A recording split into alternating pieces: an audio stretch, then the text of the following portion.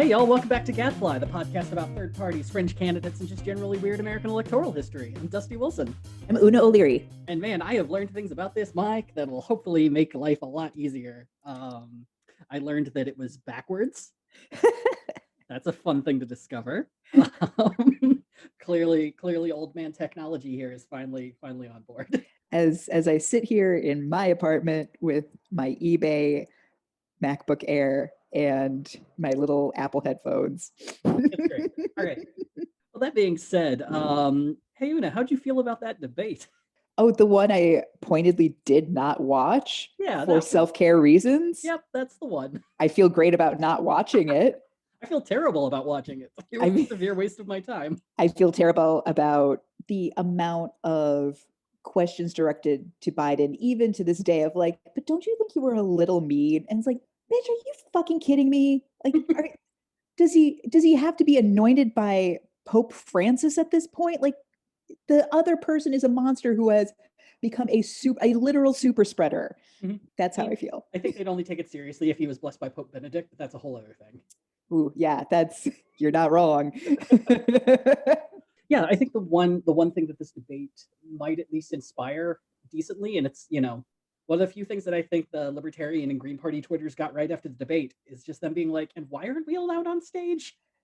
You know what? I will go to bat for them on that very question. They're absolutely right. Yeah, Joe Jorgensen and Howie Hawkins would not have made things worse by them being there.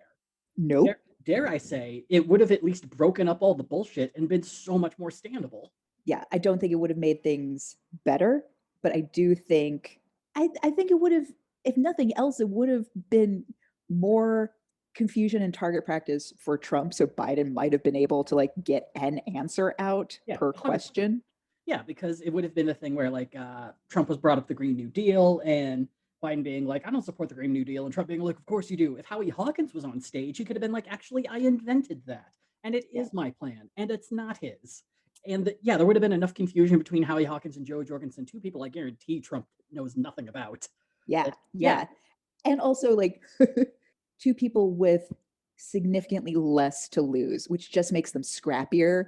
Oh, absolutely. Against a psychotic man. I would pay to see that. Yeah, honestly, I think Howie would have been amazing. I think Joe would have been really good too, because she clearly does not mind going blue for the sake of making a point. And I think that would just completely short circuit Trump. I think that, 100%. And I think that would have been a little bit of balm for all the Hillary supporters out there, myself included, hearing of or watching the debate and just being like, God, like, again, this man was a literal predator on stage towards Hillary, and in no world could she have come against Trump and been like, shut the fuck up, man. Absolutely. So to get Joe Jorgensen up there to just be like, shut the fuck up. That would have been great. That would have been great. Yeah. And everyone who is broadcasting this tonight, if I'm president, you won't get fined for me saying fuck. Free markets. And I remember that I don't like them. Well, now that we're, slowly sliding back into that, I think it's time for us to talk about who we're talking about today. Who are we talking about today, Dusty? So I wanted to do something easy. Not mentally easy, but just maybe mentally easy. Just because the Lincoln thing took a lot of reading, it took a lot of time, a lot of deep dives. And so today is just junk food. Today is something that I barely had to research because other people have done amazing jobs. Love it. So I was able to pick ride on the shoulders of giants. Exactly. Just go through Vox, Vice, the New Yorker, the New York Times, just get all these amazing folks who've done Paris Review. Yes. Paris Review. Sounds great. Yeah, I wanted to, there's a number of things I want to do before the election. We'll see if we can squeeze them in time. But I really wanted to do an episode about the most garbage person who's currently a major party candidate. Ooh.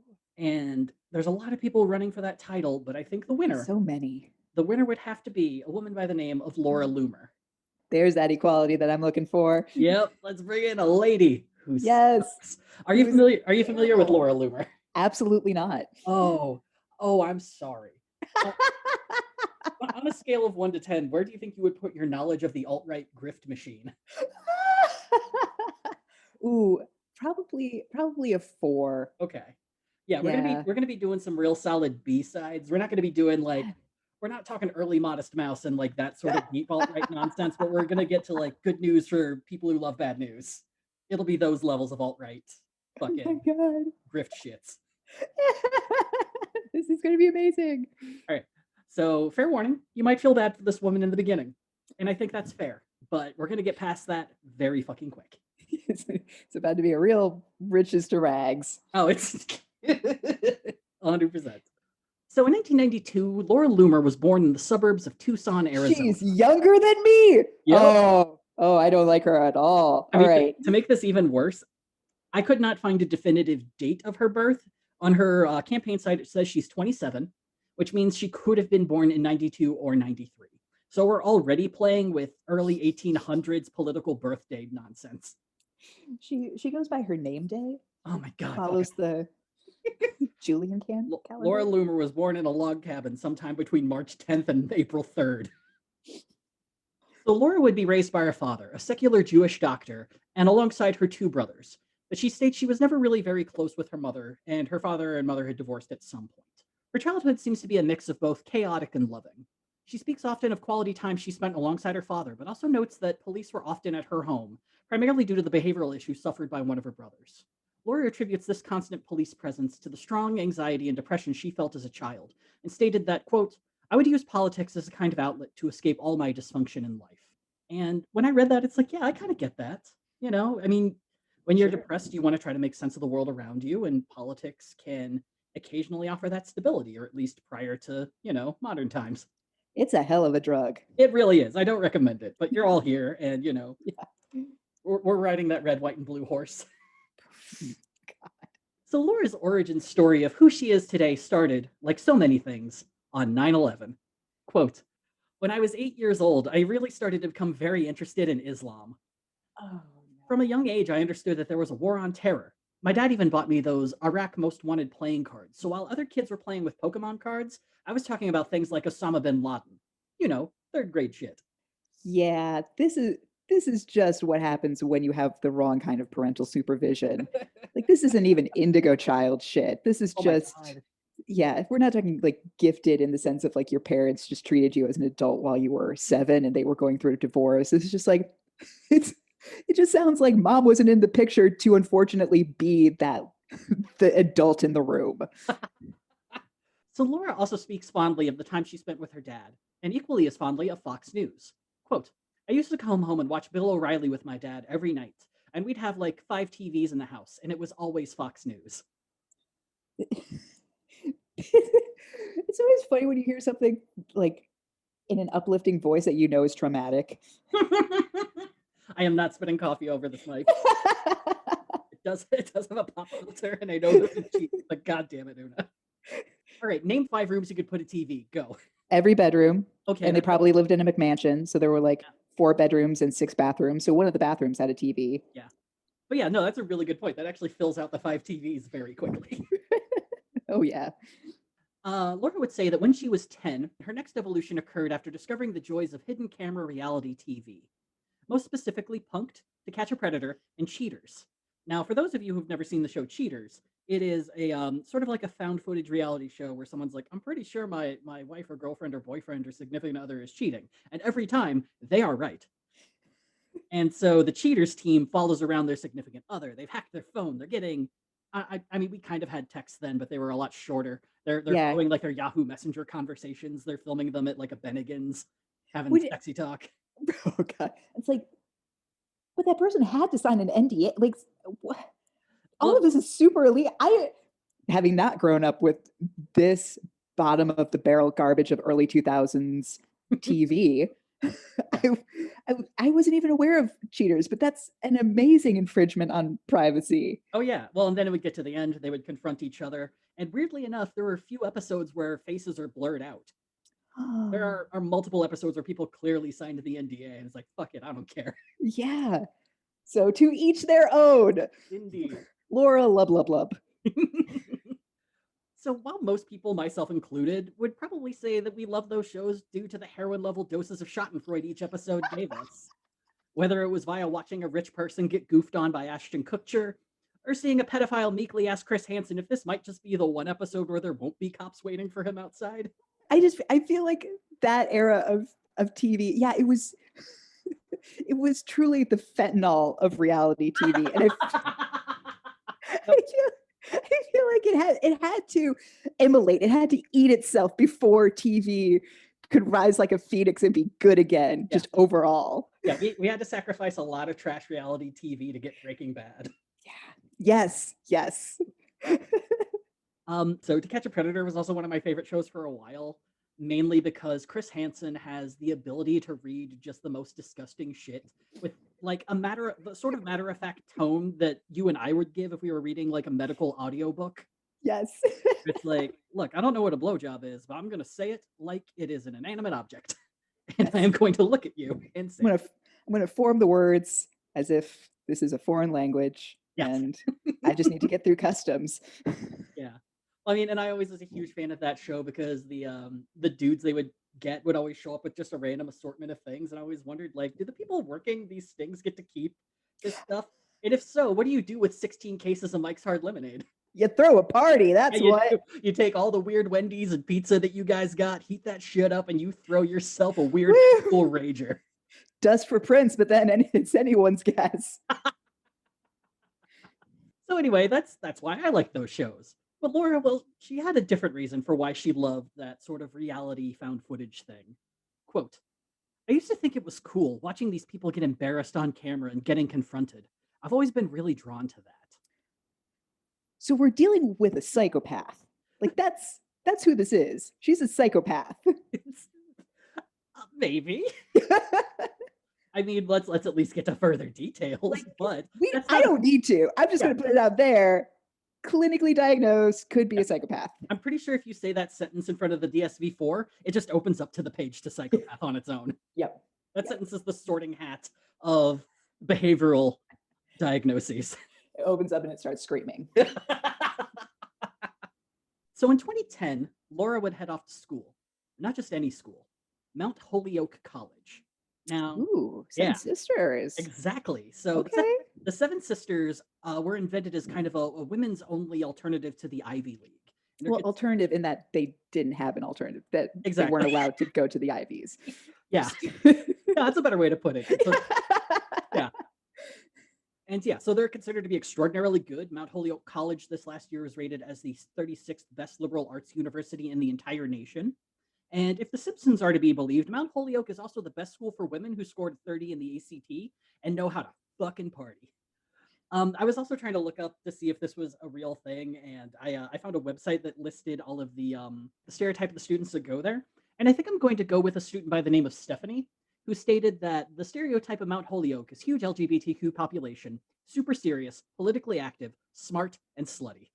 Yes. God, why didn't I go there? Yeah, it's Wouldn't have gotten in, that but is it's fine. like, that sounds like a fucking great school. Yeah. So yeah, it sounds like lugs who don't take themselves seriously. Exactly. Yeah. It's like, look, I took those AP classes, but I also know how to pound a 6-pack of Jack and Cokes. Yes. Like, the only reason they keep Sky Blue at the gas station near where I live is because I am the person who buys it every fucking weekend. We have an agreement. So the thing with oh yeah, another thing I wanted to bring up just because I thought this was really cool about Mount Holyoke is in 2014 they became the first of the Seven Sisters to begin accepting trans students of all genders as well as non-binary students. Hell yeah. And no fucking dudes allowed. Yeah. We don't want you to ruin a good thing. Suck it, cis men, you're still not invited. But the thing is, Laura, very much like Alan Keyes, would leave after Wow. one semester, stating that it was too difficult for her to remain at that school as a conservative. Yeah, with a bunch of lesbians until graduation around you. Yeah. Yeah, Telling you to just like loosen up and open your mind. yeah, a lot of very chill, accepting people surrounding you. How terrible. And so you'd think like, oh, she's gonna go to some conservative college, like she's gonna go to, I don't know, Hillsdale or No, she's just going to go to somewhere co-ed where she can manipulate men, right? I mean, from what I've read, not entirely. She would end up transferring to Barry University in Miami Shores, Florida, which I have been led to believe is a very boring town that has a very boring university. Oh, Just Lorna. there's no stereotype, and it just is what it is. And while there, Laura would become the president of the university's Young Republicans and would end up being an honors student throughout her tenure. And I would like to stress this. And I think we need to remember this throughout this entire thing. Laura Loomer is not dumb. Yeah. She is not an idiot. It So just, bears it does bear repeating. I mean, she got into Mount Holyoke. yeah. Which is the thing I think neither of us could do. If Correct. yeah, it's Like no shade there. oh, none whatsoever. Yeah. I'm a little heartbroken that she just ended up at some beige university in a beige town in Florida. Like there are so many options out there for what she was wanting to do. I'm very surprised that that's what she chose, and I Yeah. can't find really a reason as to why. And it's not like Barry University is a bad school. It's a very decent school. But yeah, while she was there, she did great. And in her senior year, she got a job offer, which, tends to be the tradition of what we have here. And to get a job offer at 20, Just for clarity's sake, not for us. That was never the tradition. no, this is the tradition for people that we talk about in this Yes. podcast. Yes. And also, Whether you're failing out of cabinetry school or transferring from Cornell to Harvard. yeah, you're going to get a job offer before you leave school. And so while a senior at Barry University, Laura was offered her first chance to enter the world of journalism, which was her major. Well, kind of. To call this a journalistic opportunity is being very kind to a group of people that don't really deserve it. You see, somehow Laura had caught the eye of James O'Keefe, the founder of a little group called Project Veritas. Oh, no. For those of you lucky enough to not be Una or I, and you have no clue who James O'Keefe is or who Project Veritas are, allow me to make your life just a little bit worse. Strap in. So James founded Project Veritas in 2010 as an undercover journalist group that would go into liberal organizations, propose a highly illegal or immoral idea, and record the reactions of the people they were proposing these ideas to without their knowledge. And this is something O'Keefe started doing on his own in 2008 before making this outfit completely official. And if O'Keefe's name sounds familiar, it's probably because of his undercover video where he claimed to enter the offices of the Association of Community Organizations for Reform Now, or ACORN. He would enter these offices dressed as a pimp. Well, I mean, as a pimp, as, a white suburban mother would imagine it, and only Yes. if her point of reference was the 1970s. Yes. And he would enter into these offices along with a woman who he claimed was one of his sex workers and ask staffers to give him advice on how to avoid charges for tax evasion or human smuggling or child prostitution. And so after asking these questions, they would answer his questions, give him this advice, and he would leave. However, O'Keefe's claim of dressing like a stereotypical white person's image of what a pimp looks like was pretty quickly debunked when people noticed that you could actually see the sleeve of his dress shirt in the video. However, this didn't stop O'Keefe from going onto programs on Fox News and I believe Good Morning America dressed in this fucking Halloween pimp outfit, claiming that he had caught this 40-year-old organization giving him advice on how to continue prostituting children. But the thing is, James's information wasn't exactly 100% on the level. You see, Acorn employees in question all noted that they called the police immediately after James O'Keefe left. And of course, it was really easy to tell that James had edited the fuck out of his video to the point that the chronology of the conversations were clearly changed. But the major media latched onto the story before vetting any of this, and James O'Keefe became not only a sudden journalistic celebrity, but also got a full-time job at Breitbart News in the process. Congress would freeze federal funds to Acorn, and the 40-year-old organization would dissolve in 2010. Shortly after, the New York and California attorneys general would announce that not only had Acorn done nothing wrong, but they had more than enough evidence to prove that the videos had been fraudulently edited. The problem, though, was for the California attorney general to be able to prove this, they gave James O'Keefe and his cohort a plea deal that said they would not press charges if they gave them all of the filmed footage. Motherfucker! Yeah, I know. Maybe do your job better. Yeah. Charges. Maybe put that little snot wipe on trial. Well, and James O'Keefe would go to trial where he would reach a plea agreement where he would pay $100,000 to an Acorn employee who had been the primary feature of his videos. And that's it. Did he pay? I mean, maybe. I honestly don't know. Ugh. And so by the time that James O'Keefe had approached Laura, he had also been arrested for trying to wiretap the phone of Louisiana Democrat Senator Mary Landrieu, tried to sexually harass a CNN correspondent as a gotcha video with really no clear point or reason, and had crossed the US-Mexico border while dressed as Osama bin Laden to prove how easy it is for Osama bin Laden to get into the country, despite the fact that he'd been dead for 3 years. And clearly, this is just some weird white kid hopping across the border back and forth. Yeah. Oh God, it's so uncomfortable realizing that, because I'm sure James O'Keefe is around the same age as Laura. Yeah, Laura Loomer. You know Laura Loomer. Yeah. I can't remember. My brain doesn't want to remember her name. But yeah, that's their formative years were spent with the dregs of pop culture. Oh, 100%. Yeah. But what would this journalistic opportunity for Laura actually involve? Well, all Laura would have to do is approach university officials at Berry and try to start a brand new student group. This group would be called, quote, Sympathetic Students in Support of the Islamic State of Iraq and Syria. So, a pro ISIS student group. As a cherry on top, Loomer also approached a number of professors at Berry University and made it appear as though that they were all supporters of ISIS. I'm so angry. Yeah. Project Veritas would release, as is their tradition, a highly edited version of the conversations that Laura had. The video went very viral amongst ultra-conservative types. Laura would suddenly become the newest face in the world of young conservative journalists, but it wouldn't come without a price. For one, she pretty much guaranteed that no major media organization would come anywhere near her after working for a noted grifter like O'Keefe. But also, she was suspended from Berry University. She would also be sued by professors at the university for filming them without their knowledge, a thing that is a crime in Florida. Yes. So I can't really find any evidence as to what happened with this lawsuit, but I think essentially what happened was the university was just more than ready to be rid of her. And there seems to be an agreement that if this lawsuit is dropped, we'll let you graduate. And so in 2015, Laura graduated with a BS in broadcast journalism. BS it for sure. But really, by this point, Laura didn't exactly need that degree. You see, Laura had found her calling and her people, and it's the kind of calling and or people who don't really need a degree to impress anyone. Nope, the less the better. Yeah. She had kind of fallen into a form of journalism that I'm just going to call shortcut journalism, where I like it. you don't need to prove anything, you don't need to do anything. You just need to be loud, you need to have a GoPro, and you need to be able to hide it decently. Oh, it's so gross. So how do you follow up embarrassing your university and yourself if you possess the ability to feel shame? Well, you set your sights on one of the biggest boogie women in the alt-right sphere, Hillary Rodham Clinton. Oh, Hills. In 2015, Project Veritas began a series of stings where they attempted to get the Clinton campaign to accept illegal donations. There were many attempts by at least 3 women working for O'Keefe to embarrass Clinton, but Loomer would be the only one who actually got caught and identified. In Cedar Rapids, Iowa, Laura would be caught on camera in a Navy Hillary Clinton ball cap at a fundraising event and would be turned down after attempting to give an anonymous cash donation of over $50 to a staffer. This is something that would be illegal. The Clinton campaign would note that so many people had tried this and were so bad at it that they didn't even come close to being caught.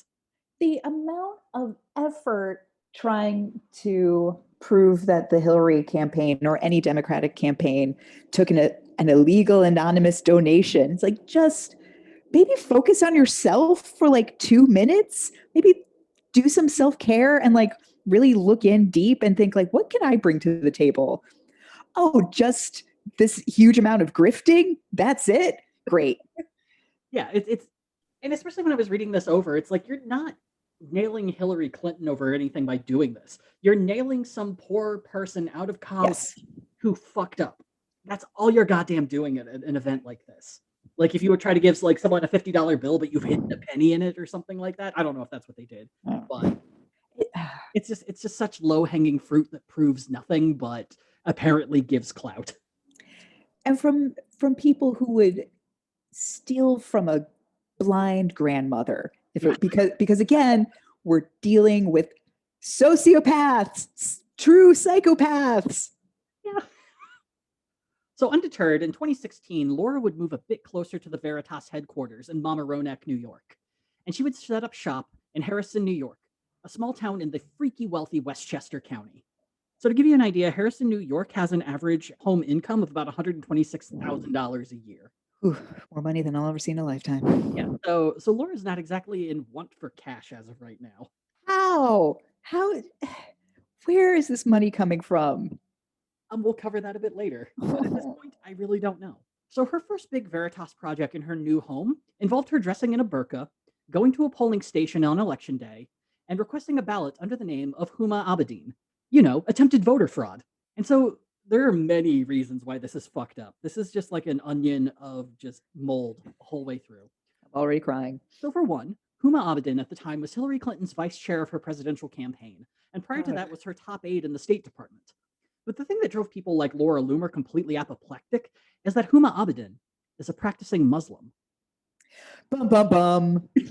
And the sheer volume of Islamophobic conspiracy theories that this inspired is both voluminous and not worth detailing in the slightest. It's so dumb. But also, this does make Laura appear to be one hell of an Islamophobe, since her main goal seems to be that if a woman is wearing a burqa, then she might be able to request a vote under any name she wants and be able to actually do that, completely ignoring the processes that are already in place to guarantee voting rights, and that voter Mhm. fraud does not occur in this sort of scenario. Because what you do is you get a provisional ballot, you fill it out, and then they check to see if that's allowed to be counted. Yeah. Yeah. It's like the only person committing voter fraud is you, Laura. That's it. Well, and also, I'm pretty sure she didn't actually fill it out because if she did, she would have been arrested for voter fraud. It just appears to be a video of her going in, requesting a provisional ballot, them saying, yeah, we could give you one since we can't find your name or any information. And for her, that's the gotcha moment. Listen, as someone with an insane name, the first time I ever voted, I came close to not being allowed to vote because my voter card had Donna O'Leary. Okay. And the incorrigible older white woman was like, yes, but this isn't what it says on your license. And then a slightly younger woman came over. I was like, this is obviously her. Just, you're fine. You're fine. That's an obvious typo. And That again, became the voter crime history of Donna O'Leary. and to this day, I also recognize the fact that it's like, I was definitely allowed to continue to vote because I'm a white woman. Probably would have been very different if I had a differently ethnic name. Mhm. All I'm saying is, this is dumb and I hate this. Well, it gets even worse. Now, you see, mostly in this situation, most people in the alt-right world would use this as an opportunity to declare that they aren't anti-Muslim, but it's actually the liberals who are really anti-Muslim in some sort of mind gymnastics. Ninth dimensional chess. But Laura takes a different shitty route. Laura is overwhelmingly proud of her hatred of all Muslims. This is the only thing I'll give her the credit on that. It's like, yeah, good. You're owning it. You're not trying to do some kind of weird spin thing. You're just out and proud a bigot. Yeah. So, of part of Laura's really shitty ideas, one of her most famous is she doesn't believe that any practicing Muslims should be cops or politicians and views both as national security threats. She The believes biggest security threat to my life on a constant basis is the Christian right. Yep. I do not need Sharia law to come over the Atlantic. We already got our own special sauce here. Don't you worry. Really frustrating how statistics prove your point. Laura also believes that all practicing Muslims are terrorists and that Islamophobia doesn't exist. Because a phobia is something that you fear that doesn't exist, and she believes that her fear is actually correct. Yeah, pretty much. It's the interview that I got this from is from The Spectator, which is a British-based, very conservative sort of outlet. And from what I could find, was one of the few genuinely serious outlets that actually interviewed her. And at one point, she describes herself as, "I'm not Islamophobic. I'm anti-Muslim." I mean, I guess, Yeah. but we're splitting hairs here. Yeah. Well, and the article also makes a point that at one point she says, "I'm very calculated and I plan out everything," but then minutes later says, "I'm very impulsive and I just go with Yeah. what feels right." And the writer of the article says, "I know these are completely contradicting points, but I thoroughly believe that she believes both of them to be true." Yes. Yep. Give her a psych eval. Yeah. So 2017 would roll around, and this would actually be the moment that I think most people in our sphere of the world would recognize, both of us being theater people to a degree. Nerds. Yeah. So this would be the point that I would kind of call her attention, what should have been her attention high watermark. Because in 2017, the Public Theater decided to put on a production of Julius Caesar, and they did it in the park. And as most productions of Shakespeare often do, they're like, what's a gimmick we could use? I know, let's use the current president as an analog for Julius Caesar. Yeah, I think there was a sprouting of Julius Caesar productions in 2017. I myself went to see one in Glencoe. It was okay. Yeah, yeah, it's a decent play. It's like, it has a lot of good moments. It is very long. I would say it's a great play to watch in 2017. The problem is a director who decides, hey, you know what? I'm going to make this incredibly relevant. No, no, no, sir. No. The beauty of Shakespeare is it's already relevant. Yeah. Just let it Yes. do the work. 100% yes. Rabble, rabble. That's why you thought of the damn play in the first place. Fucking exactly. Anyway, the public All right, yeah, nerds. Okay. puts on Julius Caesar. Caesar's wearing a big red tie. He's got a coat that doesn't fit. He's like lumbering around the stage. You know, Caesar. And so it turns out Julius gets killed off in the play. And conservatives that more than likely knew fuck all about the play began to view this as the liberal world's attempt to normalize the assassination of a sitting president. God, that's up there with the sex ring underneath a pizza parlor. Come on. Well, and it genuinely completely ignores the fact that, at the very least in 2011, a major theater in Minneapolis did a production of Julius Caesar where Caesar was pretty much Obama. Wow. Yeah, this isn't a new idea. It's probably happened many times before. There was probably a Bill Clinton Caesar. There was probably a very 100%. boring Gerald Ford Caesar. I can only hope. I want to scour YouTube now for Other the movies. possibility. Instead of getting stabbed by his friends, he trips and falls on like 13 knives. There's got to be a tricky dick version. Oh, there has to be a Nixon Caesar. I feel like there is a bunch of very terrible productions of Julius Caesar in San Francisco that was exactly that. Yeah, and it smelled really bad because no one had deodorant on. Anyway, what are we talking about? Laura Loomer. Yes. Anyway. And yeah, and so they kind of get this idea that, oh, this play must be about, you know, the importance of killing people in power. And yeah, that's one thing, but also it's a play about the dangers of using violence and murder to get your political means across. God, Because it should be noted, Julius is killed at Act 3. The play has 5 fucking acts. it goes on, people. It's Brutus having a bad time. But also, you know, I do have to look at the public theater because, you know, conservatives got really mad at this, but also public theater, what the fuck did you think would happen? You were like taking a man who runs his own cult of personality and like, oh, we're gonna stab him on stage. Like, of course shit was gonna fucking go down, you goddamn season ticket needing assholes. See, that doesn't make me so mad as what I'm sure was the high-minded and genuinely elitist notion that their production of Julius Caesar was going to make a difference. This was going to be their act of protest. Uh-huh. Like, as someone for whom it is a constant source of pain that people, I don't know, don't read the whole book and then get snipey about art. And it's like, maybe if you just engaged with it, you Philistine, you might learn something and die a happier person. No, then on the other side are people who I am only a stone's throw away in personality who are like, yeah, we're going to show them. Put on Julius Caesar. Do it. Make it so. Why, yes, you can't swing a dead cat in this neighborhood and not hit an out-of-work playwright, but fuck you. We're going to put on Julius Caesar and we're going to make Caesar Trump. That'll show them. We're going to change the world. How much should tickets be? $80. Yes. 70 if you pay the $200 yearly membership. Damn it. So the folks in Laura's world were really mad. Kind of like the mad that we just were, but for different reasons. Yeah, so different. So mad that alt-right grifter Mike Cernovich even went as far as to offer a $1,000 reward for anyone who got on stage and protested the play. So Laura took the train from Harrison to Manhattan, sat through 3 acts of potentially quality theater, then stormed the stage right as Caesar was stabbed. On her Periscope channel, a thing that existed. She can be heard yelling, "Stop the normalization of political violence against the right," to which one cast member said to her, "We're not promoting it. This is Julius Caesar."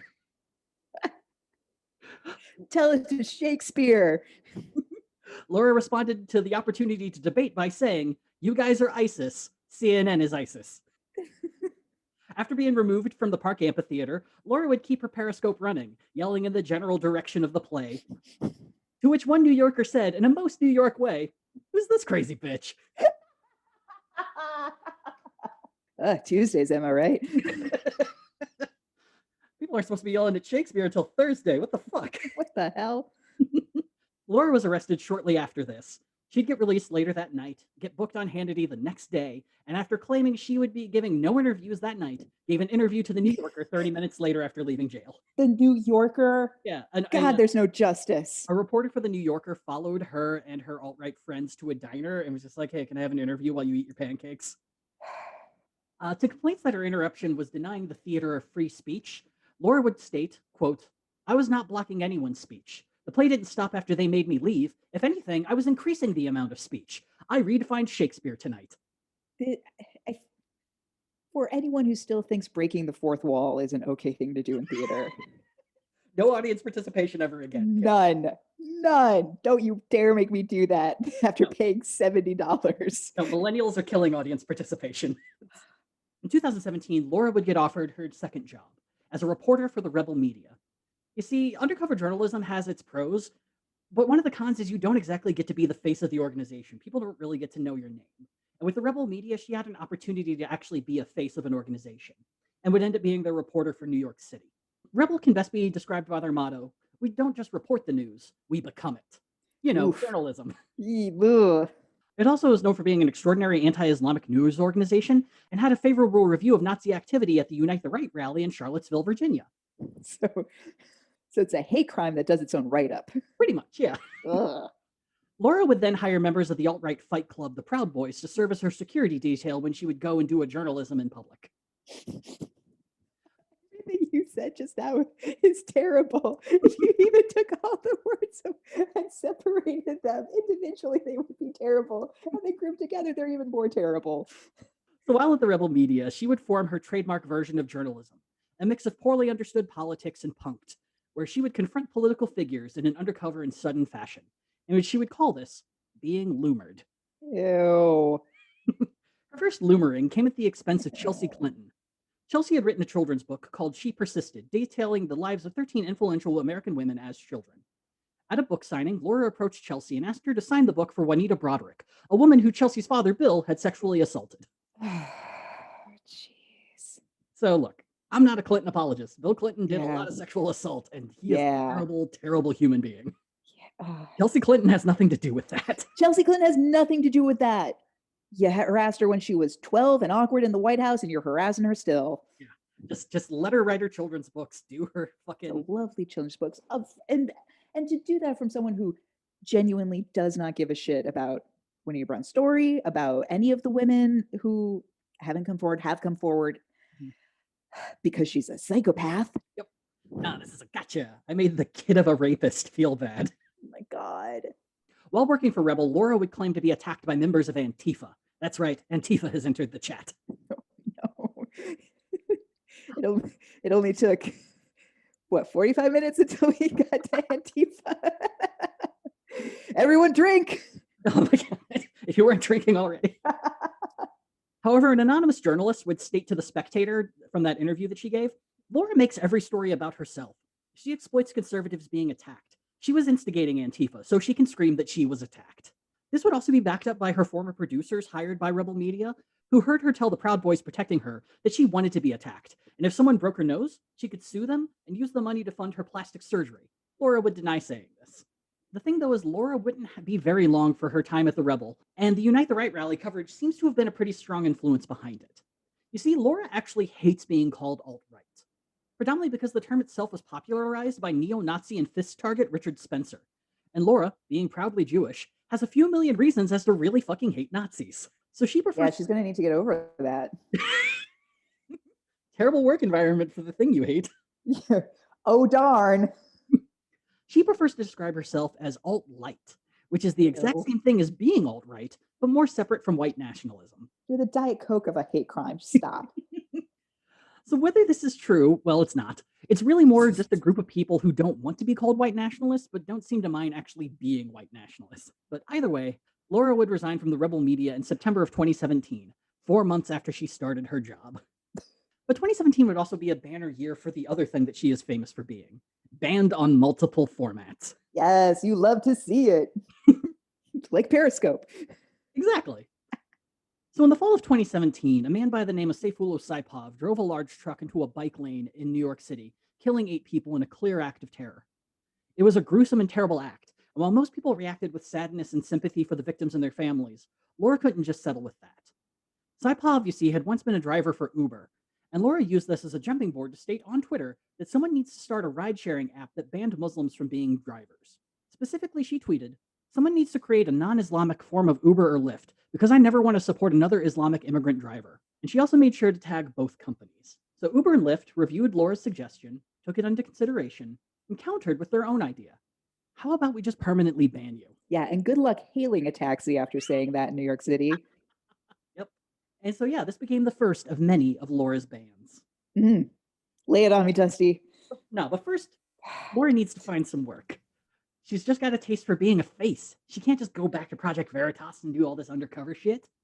But lucky for her, she would find the one person dumb enough to hire her. And that would be one big stupid Texan, the neighbor cannibal himself, Alex Jones.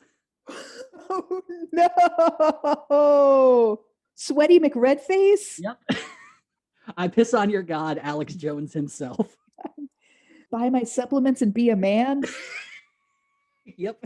Now, Alex doesn't traditionally quote unquote hire people, mainly as a way for him to be able to plausibly deny anyone who suddenly says something so dumb it actually makes him look bad. But for all intents and purposes, Laura Loomer was hired to work for InfoWars. My God. Her tenure into the InfoWar would introduce her as one of the youngest voices to scream false flag at every major American tragedy. For you lucky folks, a false Ew. flag is a phrase given to a tragedy where people believe that either the government conducted the tragedy or staged it in order to create fear amongst the population. Now, this also kind of has the sad thing is false flag kind of has a basis in truth. Back during the Cuban Missile Crisis, there was a proposed idea called Operation Northwoods, where a military leader proposed the idea of making it look like Cuba attacked Miami.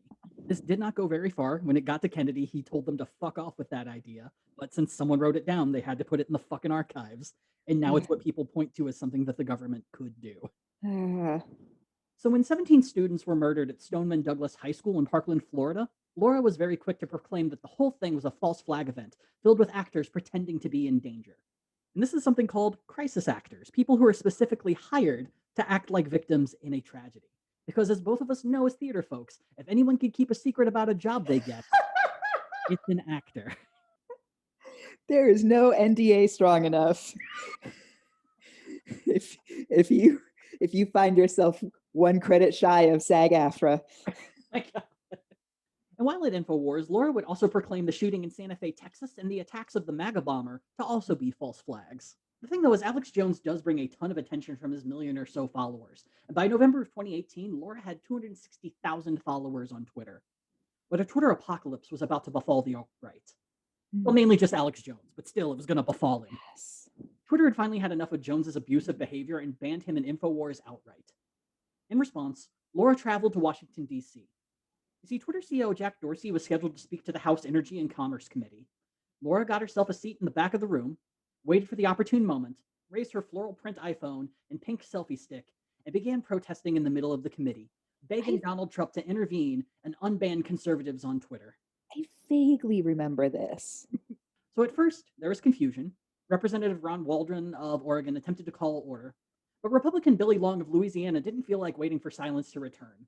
For a moment, you could hear him ask what Laura's even saying because she's not exactly speaking from her diaphragm in the moment. Long then just gives up, summons up his previous life as an auctioneer, and begins to auction off Loomer's phone to drown her out. He goes from, I think, about $20 to $150 by the time Laura is finally escorted from the room. To date, it's the only thing Billy Long has ever done that I really love. Yeah, and by the end, I have never seen a House committee or entire room of staffers and children so happy. Ah. And thanks to Laura being who she is, it was only a matter of time before she would follow in her boss's footsteps. That November, something would happen that would drive Loomer past her breaking point. Not just one, but two Muslim women would be elected to the House of Representatives.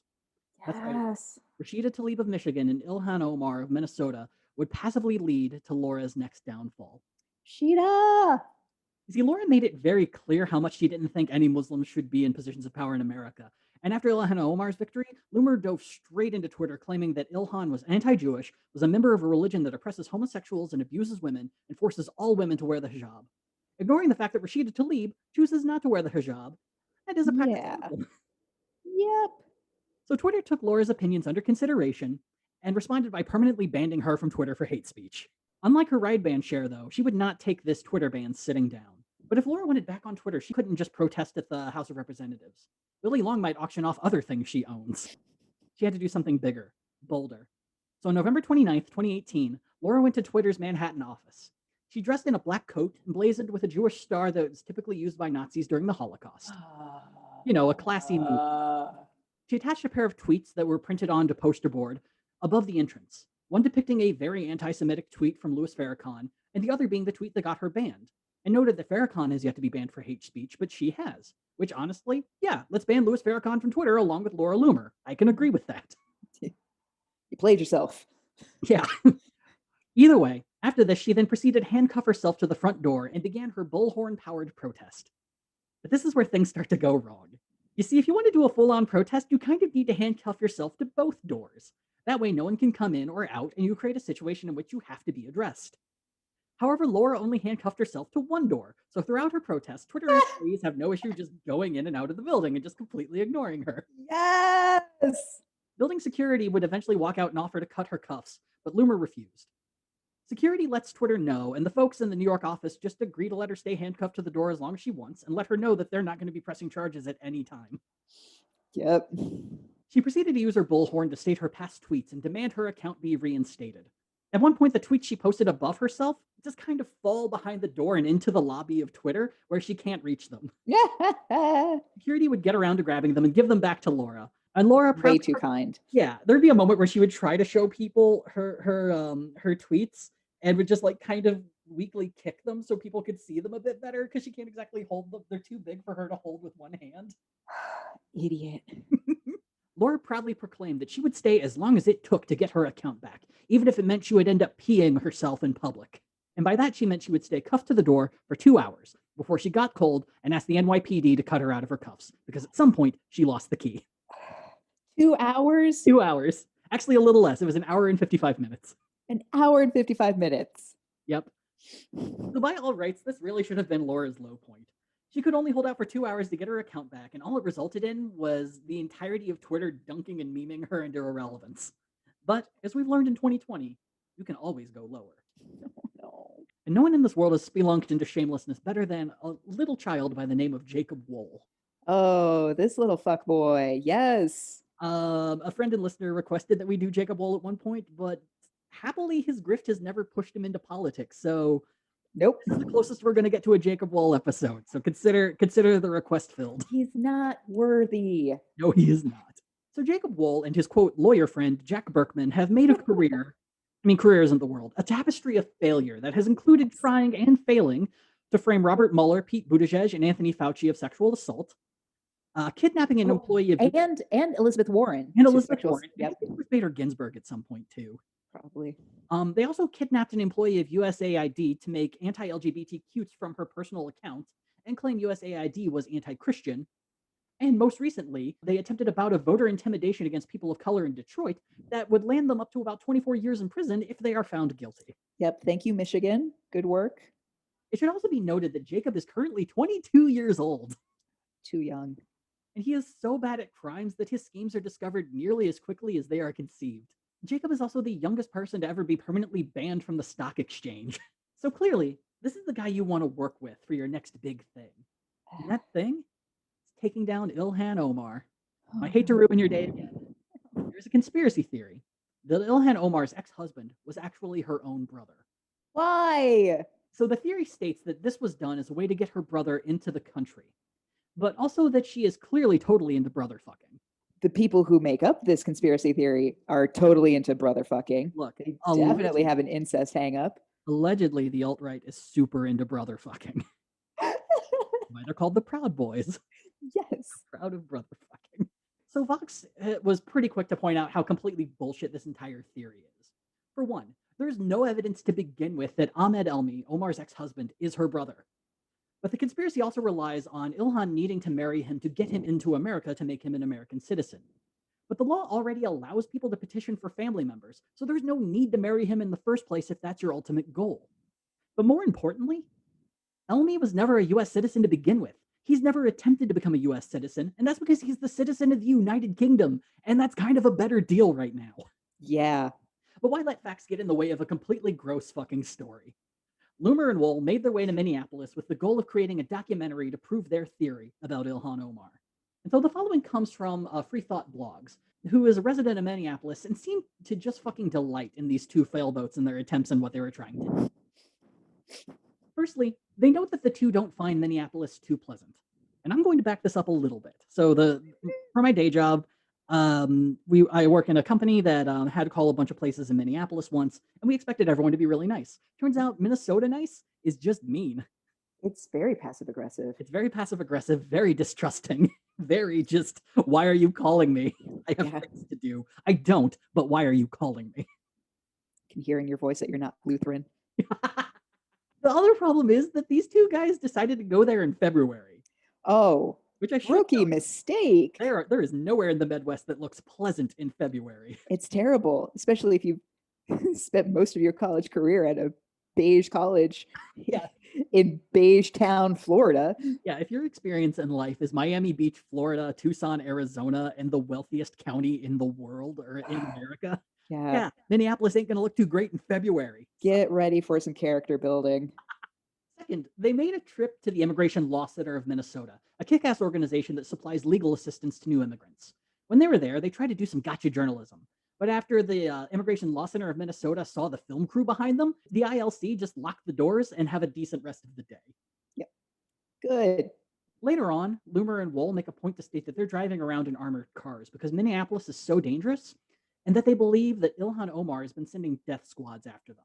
Minnesota nice death squads. Yep. They're going to ask you politely to pick up that trash. They're going to drown you in lutefisk. Oh my God. Make you go ice fishing with them.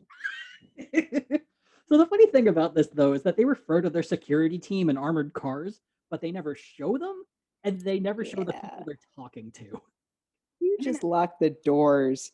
Internet detectives begin to theorize that this quote-unquote security team that they're talking with is actually just their cameraman, alt-right grifter Ali Alexander. Mainly because the sound of the security team always comes from right behind the camera. So next, Loomer and Wool try to serve Omar with a sworn affidavit that states that she has never married her brother and has never fucked him.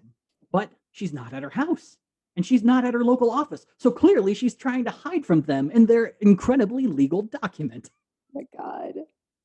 God, this is... So Loomer and Wool would leave Minneapolis and 4 months later would release their expose documentary. And as all documentaries are, it was 25 minutes long. It was so bad that people actually ignored most of the conspiracy bullshit and just mocked how bad it was made. Good. Will Summer of the Daily Beast tweeted, quote, "The editing in the Jacob Wool video couldn't be less fair to Loomer and Wool. At one point, Wool is described in a voiceover as a top intelligence operative, even as he cackles over a dumb video on his phone." Oh my God. The big moment of the film where Loomer stands at Omar's front door, sworn affidavit in hand, is a minute long. And it's mostly just her standing there in silence and occasionally saying, "Well, the lights are on, so she has to be here." Oof. Indy 100 describes the scene as, quote, "So unimpressive, it's almost magnificent." The scene itself is 4% of the movie. Wool and Ali Alexander ended the film by showing various death threats that they had received while they were in Minneapolis. But people very quickly realized that the Twitter account who had sent the death threats was actually created by Jacob Wool. This is Jacob Wool's trademark. He is terrible at hiding his tracks. God. One of the things he did, I'm trying to remember what it was. He created a when he was trying to quote unquote prove that Robert Mueller had sexually assaulted someone, he created an intelligence operative group. But on the website, all of the pictures of the operatives were stock photos, and some were Christoph Waltz. Did he also put together a website for another failure town failure thing? And the number he had listed went to his mom's voicemail. That was the exact same one. Oh my God. And of course, it was listed. During the time, he's like, I'm not associated with these people at all. But the website, it's under his fucking name. This is the Jacob Wool special, wanting to be good at something, but putting in absolutely no work whatsoever and still somehow profiting. That's the frustrating part, is like, it's one thing if it's like, oh, you are a terrible human being grifter, and you're like, there's something, because Americans love, like, we love a savvy grifter. We love being screwed out of things. Give me a Music Man. Give me yeah. I mean, there's a new podcast that just came out called Scam Goddess that if you haven't listened to is fucking amazing. But it's all Ooh. about these really kick-ass grifters who like Yeah. pull smart fucking scams. We stand a Bonnie and Clyde story.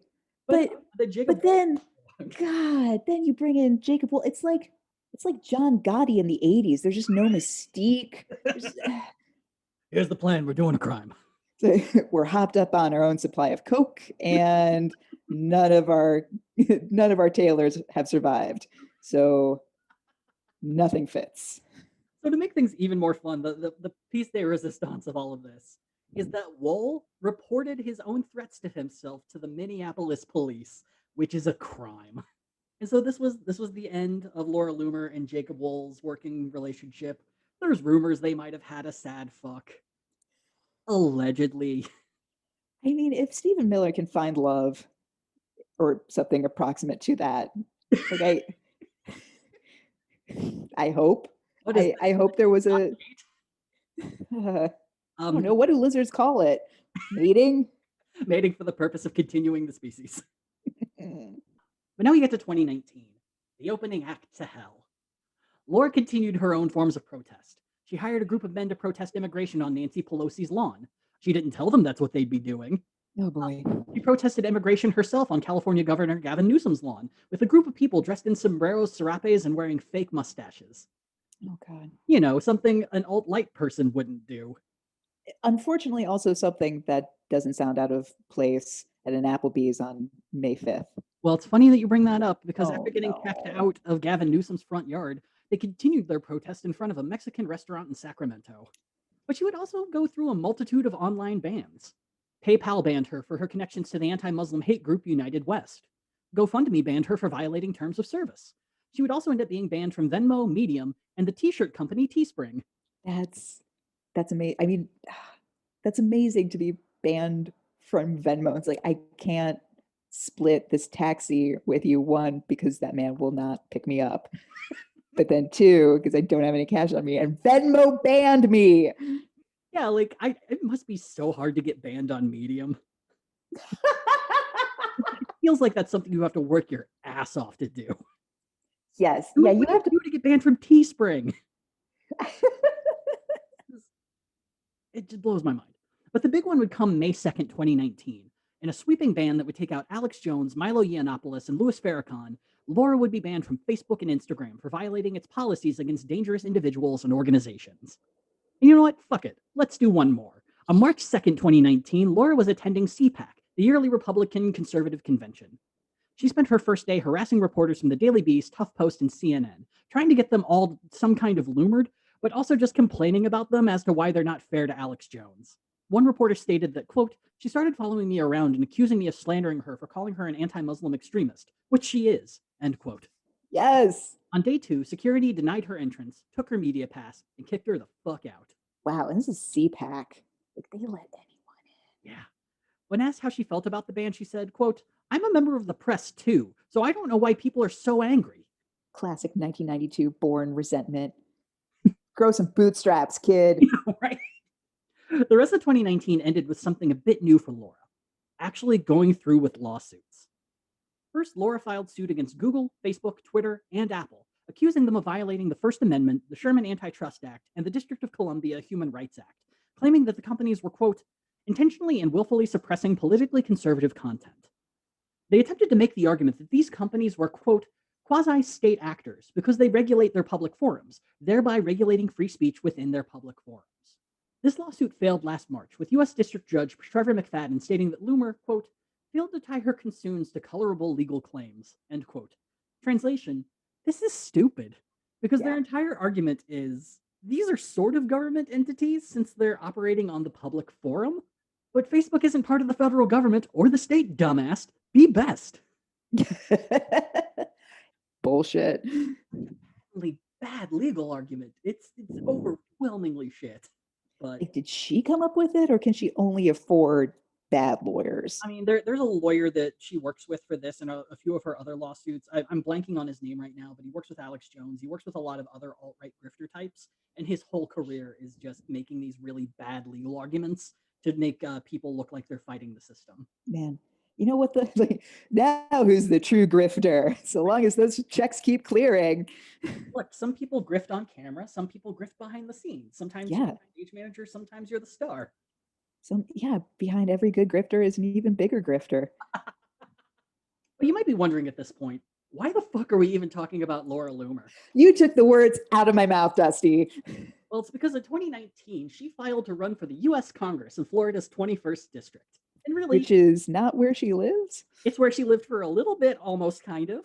Great. Okay. Yeah, the district is Palm Beach, Florida. She lived in Miami Shores. There's a distance, but fuck it. Well, Miami Shores isn't going to have her. Oh no. She's lost the professor vote. And, really, why the fuck not run for Congress? Once you get to the point that Alex Jones is your boss and Jacob Wool is your cohort, it's clear that you've left journalism behind. You've entered the world of the grift, and ain't no grift bigger than the doomed political race. Oh God. So Florida's 21st is currently represented by Lois Frankel. She used to be the mayor of Palm Beach and has since served as their U.S. rep for the past 8 years. In 2018, she ran completely unopposed. And in 2016, she won with 62.7% of the vote. The district is blue as fuck, and it would take a controversy so big that wonks have yet to conceive for Frankel to lose to even a serious Republican candidate. She would have to be caught murdering a white blonde kindergartner while stuffing her full of opioids to smuggle into a Rust Belt living room and spray paint "fuck the police" on her body while maybe also saying all the slurs Laura wishes she could out loud. Oh my God. And even then, that might not do it. And I mean, Lois Frankel, she's not perfect, but she's not out there cooking meth and trying to raise the devil. So the odds of Laura winning are about as non-existent as you can get, which makes it all the griftier. Not only are you guaranteed that you won't have to suddenly become a serious person in Washington, D.C., but you get to make yourself seem serious without even trying. Yeah. And you get to be a victim. Yes, yes, yes. Now you're getting it. Now, now we're grifting. Yeah, now we're. All right, write that down for a shirt. Laura would end up winning the primary against 5 other candidates and get 43% of the vote. Lois would also win her primary as well and get more votes for herself than every Republican candidate in the primary combined. But is it really fair for me to call Laura's campaign a grift? She has a number of high-profile endorsements, including Congressman Paul Gosar of Arizona, President Donald Trump, and daughter-in-law Laura Trump, who has been actively campaigning with Laura Loomer this whole time. No. Well, the answer is a clear yes when you look at Laura's issues page on her campaign website. Actually, her campaign website is just, what's the word I'm looking for? It's a crime scene of clearly not giving a fuck. Now, usually the issues page is where you get deep dives into policy and ideas on multiple platforms, some of which can be dense and detailed. Laura doesn't do that. For Laura, there are 4 topics that she discusses via YouTube video: free speech, make America safe again, big tech, and Second Amendment. Huge shock, free speech and big tech spend precious platform time complaining about how Laura has been banned by all kinds of internet places. Wham. At one point, she says, "I've been banned from Uber and Lyft. You tell me how that happened." Or like, "I don't get how that happened either." And it's like, it's very clear how that happened, Laura. It takes a minute of Google. It's fairly cut and dry. Under Make America Safe Again, it's a bunch of pro-cop, anti-BLM Antifa ranting. And Second Amendment is pretty self-descriptive. The problem, though, is that the total length of all 4 videos is 5 minutes and 3 seconds. And that's not counting the stock opening each have and the final title card. Removing those, Laura sums up her whole platform in 4 minutes and 19 seconds. Yikes. Oh, would that her documentary had. So compare this to her campaign merch page. While she only has 4 issues that she covers, her store contains 8 items: a $40 t-shirt, 2 different color hats for $35 each, 2 different color hat shirt combinations for $60 each, 2 $112 combos of a signed shirt and hat, and best of all, a $250 signed artistic print of Laura, which honestly, they did a good job on that. Whoever the artist was did good work. This isn't like a throwaway bullshit grift. Wow. It's just not $250 well made. Also, why for a campaign? Yikes. Also, there is an option to make your one-time purchase a monthly donation. Ooh, yikes. Yeah, this is hard grifting. Yeah. So to make things even worse, her press releases page, completely blank. The gallery page wasn't regularly updated until a month ago. Her testimonial page is 3 short YouTube videos, the longest of which is completely unlisted on the YouTube platform. One of the videos is entitled, "I Met You at the Park," and it's just an old woman say, "Hey, I met you at the park. I liked your event." And it's 7 seconds long. No, it's a Craigslist missing connections ad. Yep, yep. So this campaign is either painfully lazy, completely incompetent, or just one big old grift trying to dig further to the bottom. All the above? I think that's fair. And look, I get it. She's not going to win. There are people who are a little worse than her that are guaranteed to win. Marjorie Taylor Greene in Georgia, for instance. She is a QAnon conspiracy Oh theory yeah. lunatic who is guaranteed to win because her Democrat competitor went through a real tough time. He got divorced in the middle of the campaign, decided to Oh, move home with his parents, and did not realize that moving home from the state of Georgia to Indiana disqualified him from the ballot. oh, buddy. Marjorie Taylor Greene now is literally running unopposed and will be a Oh, congresswoman. oh no. Can any of the voters just be like, we would rather have no representation? I mean, that's not going to happen because it's a very strongly Republican district, and no one Oh, qualified as a write-in. uh, God, Georgia. But I think it's important to bring up Laura Loomer because these kind of grifters aren't new. These sort of grifters have kind of always existed, and it's important to call them out when they decide to run for public office.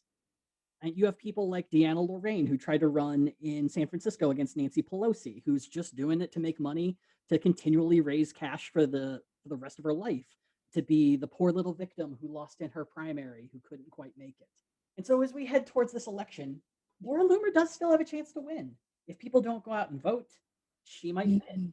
If a bunch of votes suddenly go missing, she might Ooh. win. Down ballot matters.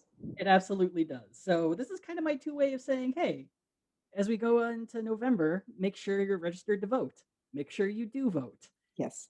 But also, if there's a canary in a coal mine about, election interference or some weird ballot stuff happening, Laura Loomer winning in Florida would be a pretty big Oh one. my God.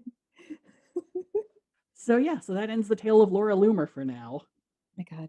I am terrified because now I'm aware that there is a whole crop of kids coming up influenced by Jackass, punk, not even the hills, not even like the good trash. Yeah, like the grift economy is so fucking interesting that I mean, Jacob Wool is a definitive dumbass. I'm surprised that he can tie his shoes without killing himself. But Laura Loomer is smart. She is clearly fucking smart. Yeah. And at some point, she was like, I could either be a very serious journalist on Fox News, or I Yeah. could go into this grift. And to give you an idea of how much she was making, when she did this interview with, I believe, with the Spectator, she was making 10 grand a month off of donations. Off of donate. Essentially, off of a Patreon, she was making 10 grand a month. Yeah.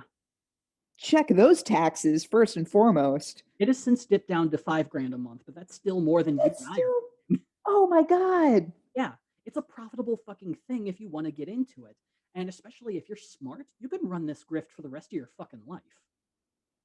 Ah, I feel sick now. Why am I not doing this? I know that's the worst part of this. Is it's like I'm American. there's a point in our lives where we could have chosen the grift, where we could have taken this route, and all it would have taken is that, all right, we're going to have a bunch of terrible friends. Most of our family will not talk to us or will suddenly be Yes. super into us. Oh yeah, and not never the ones you want. It's never an aunt. It's always an uncle. Absolutely. And I mean, you'll have a select group of terrible friends, but you will never want for the rest of your life. And all you have to give up is a soul. I'm gonna think about this, Dusty. I was I'm gonna gonna say seriously think about this. the next episode, I think we both need to come up with a grift. That would be Yes, fun. yes, All right. yes. So tune in next time when I promise we will be talking about a genuinely good human being. Good, because I'm gonna need that. But we will open the show by pitching our alt-right lunatic. Yes, our genuine grift, not some like sophomoric get rich quick scheme. Yeah, A, no. a real That's the rule. grift. This cannot be a just like throwing a cherry bomb in a toilet version of a grift. This has to be something sustainable. Yes. And yeah, and it could be a conspiracy theory, it could be a tactic, but we also have Yes. to probably copyright it because I don't want to inspire someone to steal our grift. Right. We have Our to blood money. we have to press this at the open, midway, and then at the end that we do not condone this. Yeah. This is a thought exercise to We show will how easy it is. for stealing it. However, the week after that, you can tune into How I Made That on Guy Raz, where we talk about how much money we've made. Yes. Amazing. Well, everyone, thank you for joining just for Gadfly. This might be our moral shift. Who knows? When Gadfly turns to Griffly, join us. Look, time's a flat circle. OnlyFans is keeping the comedy. OnlyFans is keeping the economy afloat. What are you gonna do? So real. So real. But thanks, y'all. Join us next week for Gadfly.